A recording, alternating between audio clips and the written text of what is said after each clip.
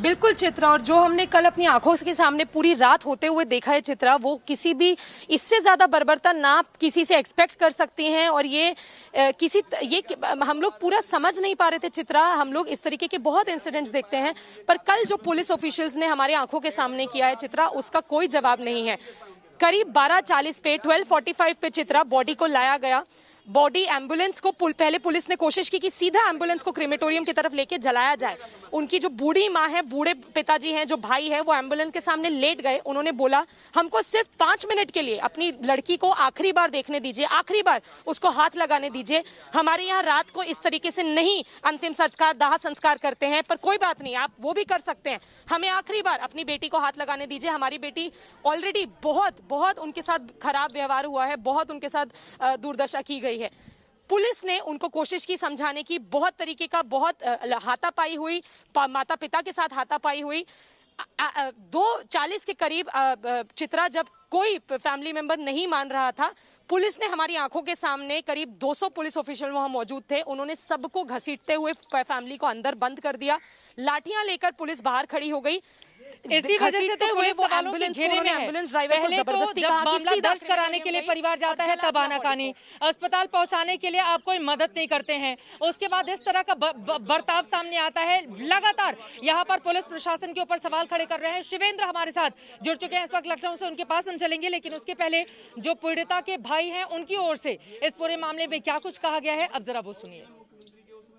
कि यहाँ तो बॉडी 3-4 बजे के आसपास आ चुकी है, पहले से ही आ चुकी थी, और इन्होंने हमें वहाँ गुमराह करते रहे। और वहाँ पे जो दिल्ली पुलिस के अधिकारी हैं, उन्होंने बोला कि बॉडी दिल्ली के अंदर है, और जबकि बॉडी दिल्ली के अंदर नहीं थी। अच्छा, ये बताइए, आपको बोला अंतिम संस्कार में अभी की जबरन की आप चलो अंतिम संस्कार? जी, हम सुबह की बोले ना, हमें कल अंतिम संस्कार करना है। अभी वो लोग हमें ऐसे फुसला रहे हैं, जबरदस्ती भी कर रहे हैं, गुस्सा भी दिखा रहे हैं अपना कि बाहर चलो, हमारे साथ बदतमीजी कर रहे हैं। मेरे पापा फादर है, उनकी लात मारी है उस पीठ पे। जब उन्होंने रोका एम्बुलेंस को शमशान घाट ले जाने से, तो पुलिस वालों ने उनकी लात मारी थी। अंदर नहीं लाया गया अभी तक बॉडी को, हमने यहाँ तक देखा नहीं अपनी बहन को, जिस मैंने खुद वहाँ पे जब हॉस्पिटल में था, मैंने लास्ट टाइम तब देखा। उसके बाद मैंने अभी तक यहाँ तक मुझे पता है, एम्बुलेंस में भी मैंने अभी तक अपनी बहन को नहीं दिखाया। आप लोग मांग क्या कर रहे थे आप लोग? हमारी जो मांग थी कि जो सरकार है, उत्तर प्रदेश सरकार, योगी जी यहाँ आए, उनसे, उनके द्वारा हमें आश्वासन चाहिए था कि वो हमारी पूरी सुरक्षा देंगे और पूरा न्याय दिलाएंगे। वो हम यहाँ के जो अधिकारी हैं, पुलिस अधिकारी उत्तर प्रदेश हाथरस के, वो लोग यही बोल रहे थे कि लड़की के साथ बलात्कार नहीं हुआ है। मैं आपको हमेशा से एक ही बात बोल रहा हूँ, 14 तारीख से लेके 22 तारीख को मेडिकल जांच होती है, उसके बाद जो रिपोर्ट आती है, तो आप बताइए उसमें क्या मिलेगा आपको? कुछ वो भी फोरेंसिक जांच नहीं हुई थी, वो भी फोरेंसिक जांच नहीं हुई थी। चलो, ये बॉडी इसलिए लगवाई जा रही है ताकि सुबह होते ही कोई सियासती खेल चालू ना हो, इनकी सरकार खतरे में ना आए, इनकी वर्दी खतरे में ना आए। मैं बोलता हूँ, ये SP DSP जो भी हैं यहाँ के, सब सस्पेंड होने इन पे मुझे भरोसा नहीं रहा सर जी। मैं खुल के बोलता हूँ, इनके सामने बोलता हूँ। तो सुना आपने किस तरह से जो पीड़िता के भाई हैं उनकी ओर से क्या कुछ कहा गया है, कितना बेबस ये परिवार है, उनके चेहरे को देखकर आप अंदाजा लगा सकते हैं। गरीबी, बेबसी का आलम दूसरी तरफ, और वहीं एक तरफ अब उनकी बच्ची भी इस दुनिया में नहीं रही, जिसके लिए इंसाफ का मांग लगातार ये परिवार कर रहा है। लेकिन सरकार का इस पूरे मामले में क्या है, रुख सीधे रुख कर लेते हैं लखनऊ का। शिवेंद्र हमारे साथ इस वक्त लखनऊ से जुड़ चुके हैं। शिवेंद्र, सरकार की ओर से ये कहा जा रहा है कि दरअसल हम चाहते थे कि उसकी जिंदगी बचे, उसको बचाया जा सके, इसी वजह से हम लोगों ने अलीगढ़ से उसको सफदरजंग अस्पताल में भर्ती करवाया। इस पूरे मामले में सरकार का और क्या, किस तरह का पक्ष निकलकर सामने आया है, क्योंकि यहाँ पर हाथरस के लोग बेहद गुस्से में हैं और पुलिस प्रशासन सरकार को लेकर सवाल कर रहे हैं। शिवेंद्र,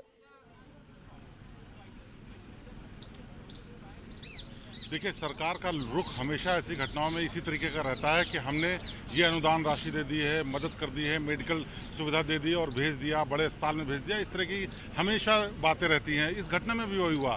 सरकार की तरफ से प्रवक्ताओं ने ये भी बात कही कि अच्छे अस्पताल में उनको इलाज के लिए भेजा गया, सारा खर्चा सरकार उठा रही है, वहाँ से दिल्ली भेजा गया। लेकिन हकीकत ये है कि पुलिस ने ज़मीनी स्तर पर जो हरकत की है वो बेहद शर्मनाक है।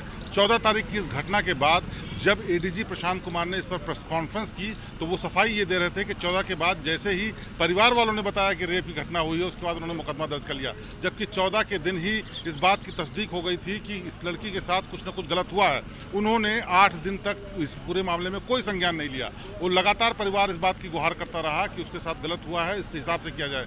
गिरफ्तारी में भी देरी की गई। उसके बाद सरकार का महिमा मंडन करने के लिए एडीजी साहब खुद सामने आकर के बताते हैं कि किस तरीके से उन्होंने सारा कुछ सरकारी खर्चे पर कराया, बड़े अस्पताल में भेजा गया, गिरफ्तार किया गया और जांच की जा रही है।